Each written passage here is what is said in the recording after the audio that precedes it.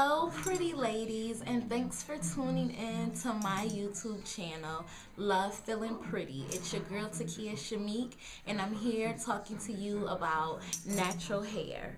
I just want to show you my brand new color. I love it so much. And it's just growing. I love it. It's so big. Basically, this is just a blowout from when I went to the hairstylist, and she had to blow my hair out to clip my ends, and then I braided it at night and took it out. So it wasn't bone straight. She blew it out and got it as straight as she could to clip it, and then I walked out there with it kind of nice and wild, and then I began braiding it every night in little braids, maybe two here, one big braid for the bang, a bunch of braids in the back, and then I kind of rolled the braids and pin them, kind of like pin curls with the braids, and then I just take them out in the morning and fluff it out, and I absolutely love it. So let me know what you think about my color. I love this color. This is the color I normally wear. I just hadn't been to the hair salon in so long. I got a great report card from my hairstylist, Camille. She's awesome. She's actually the owner and operator of Nori Boss Salon in Silver Spring, Maryland. I'll put a link to her website below, so if you do live in the DMV area, I encourage you to check her out. She only does natural hair, so locks, twists, braid outs, rollers, deep conditioning. She clips your ends. That's the only kind of hair she does, and she's absolutely amazing. She told me that I've been taking really good care of my hair. I didn't even have to get much clipped on my ends, which I'm really excited, because one of the main reasons why I wanted to start my channel is to prove and show that you can have long, healthy, natural hair that's color treated. Now, some may argue with me that my hair is not natural because I do have a chemical in it from my hair dye, and you know, whatever, I'm not really caught up on that. The reason why I call myself a natural sister is because I don't have a chemical in my hair that alters my texture, so I don't have a perm. So I am natural. I just like a little bit of color. One of the reasons why I decided to go natural, so that I can play with color. So anyway, what I wanted to talk to you today about is kind of natural hair care 101. This is for those pretty ladies out there that have just started their hair journey, or just started to put together a routine or a regimen. And I just kind of wanted to talk to you about some of the things that I think are really important to a natural hair care regimen. So number one, I think that it's really important to have a co-wash, so a really, cheap basic conditioner that you co-wash your hair. And if you don't know what co-wash means, that means just washing it with conditioner only. I'm not really going to talk about what products I use, because I talked about that before, and honestly, it doesn't matter what products you use. You want to find the products that are best for you, your budget, and your hair. So I use a really cheap $3 conditioner to co-wash my hair, because I co-wash my hair quite often, maybe twice a week, depending on what kind of styles I wear, maybe even 3 times a week. When it was really short, I would co-wash it every single day and just wear a wash and go. So it's really important to have a conditioner that you use for your co-wash. That leads me to shampooing. I only shampoo my hair once a month. Normally I go to the hairstylist once a month, but I hadn't gone in so long before that I would shampoo my hair myself only once a month. When I'm going to the stylist regularly once a month, that is my shampoo day, and that's the only time shampoo touches my hair.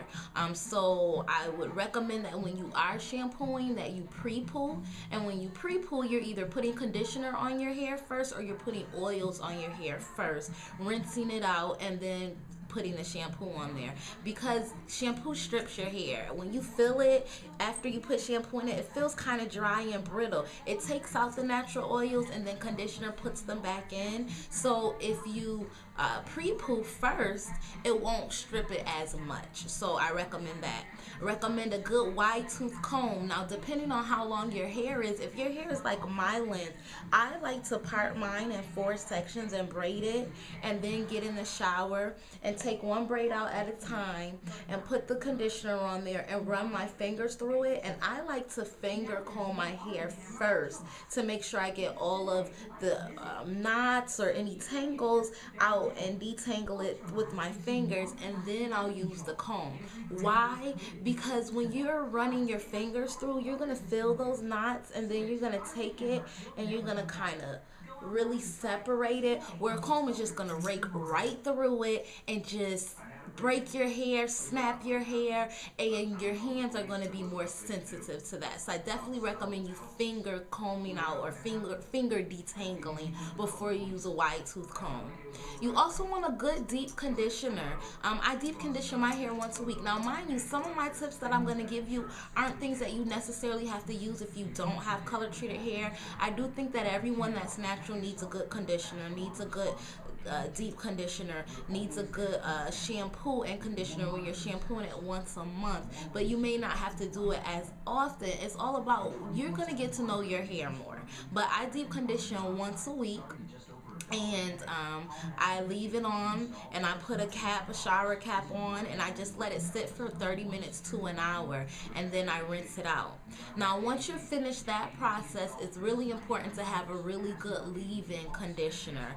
I use a mixture, but you want to find one that works for you. I know some people use Giovanni Direct Leave-In. I personally use Kinky Curly, but I mix it with some other things. So just find a really good leave-in conditioner that works for you and put that on your hair. When you're putting the leave-in conditioner on your hair, it's also important to put an oil on top of it to seal in the conditioner. Oils, you can use regular olive oil, you can use jojoba oil, you can use coconut oil, almond oil. Just find an oil that you like that works for you and use that on top of it. And that's basically the biggest things that you want to use. Now, if you're styling it, like if you're going to 2-strand twist it, or if you're going to put some flexi rods in it, or braid it up, or even if you're going to use a protective style, I think it is important to put something else on top of it, especially if you're going to have, for example, a twist out. You may not be able to put the leave-in conditioner on your hair every day because it's moist, and you don't want to put a lot of moist products on it because it might cause shrinkage. So you may want to use a heavier moisturizer when you're getting ready to 2-strand twist it, like a Shea Moisture smoothie, enhanced curling smoothie, or maybe Kinky Curly Curl and Custard, even Eco Styler Gel or Miss Jessie's Pudding, depending on how strong of a hold you want it to have, and also depending on the style that you're going for. Now, the Eco Stylers and things like that, that's not really a moisturizer. That's just like a gel to put some hold on your hair. But you want to put something on there to maintain your style throughout the week. And then I recommend every day putting a little bit of oil on it just to keep it moisturized and keep it shiny, and also try to seal in some of that moisture. So I recommend that. And then of course, a satin bonnet or a satin pillowcase, you want to make sure your hair is protected from the elements at night. Now, I want to kind of talk about protective styling too. I will say that I am not the biggest protective styler. I love wearing my hair out. I love big hair. That's why I have it, so I can flaunt it and show it. And I know a lot of people say that in order to maintain and retain your length, it's important to do protective stylings to protect your ends from the elements.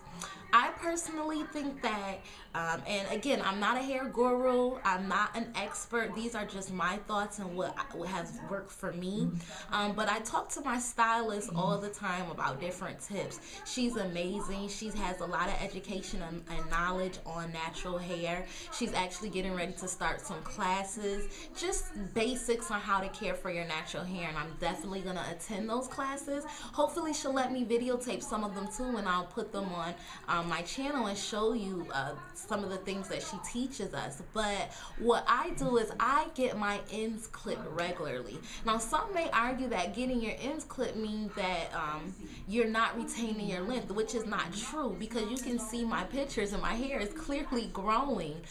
But number one, I have color treated hair and it's blonde, which means that I use some sort of bleach or peroxide. Now I don't do it myself, my stylist uses it, and she's really good about trying to maintain my pH balance. But regardless of the fact is that my hair is going to be drier and my ends are going to be a problem area. Now ends are a problem area for you regardless, but maybe more so because I'm color treated. I get my ends clipped at least once every 2 to 3 months. So maybe 3 or 4 times a year I get my ends clipped, and it's been working, and I'm going to continue to do that, and I'm all about it. And I think that that helps me so that I can wear it out more, so I am keeping it healthy, and so I don't have to worry about protective styling all the time. Now I do protective stylings, but I just look at it like people in the 70s were wearing afros for years, and they had huge afros, and they were not wearing protective styles all the time. So I really think that's a choice up to you. I'm not saying that you shouldn't do it by any means. I'm just saying that I don't think it's something that has to be a staple in my regimen. I do it every now and then. I'll wear a protective style for a week straight. That's the longest that I've ever worn one for. But you know, it's really up to you. So I'm just providing you with some knowledge that I have just to help you in your journey in your regimen. So one thing that I want to leave you with is if you haven't checked her out yet, curlynikki.com. I love her website. Check it out. It has a lot of great tips on there, not just about hair, but just about being a woman of color. So you can read different stories, you can get different styling techniques for hair, for clothing, facial regimens. So I think that you should check her channel out, curlynikki.com. She's amazing. She even has celebrities that she interviews with natural hair. I love checking them out. Just read an article about Tandy Newton. I'm not sure how to pronounce her name correctly. She's the English woman. The latest movie she's in is Tyler Perry's Good Deeds. So anyway, that's what I'm leaving you with today. Remember, it's all about community. It's about sisterhood. It's about sharing our thoughts and our ideas. And it's about just doing the things that we love to do to feel pretty. So until next time, thank you for watching. Please rate, please subscribe, please like my channel, like my videos, and I'll see you all soon. So stay informed, stay beautiful, stay pretty, but most importantly, stay blessed. And take care of each other. Bye.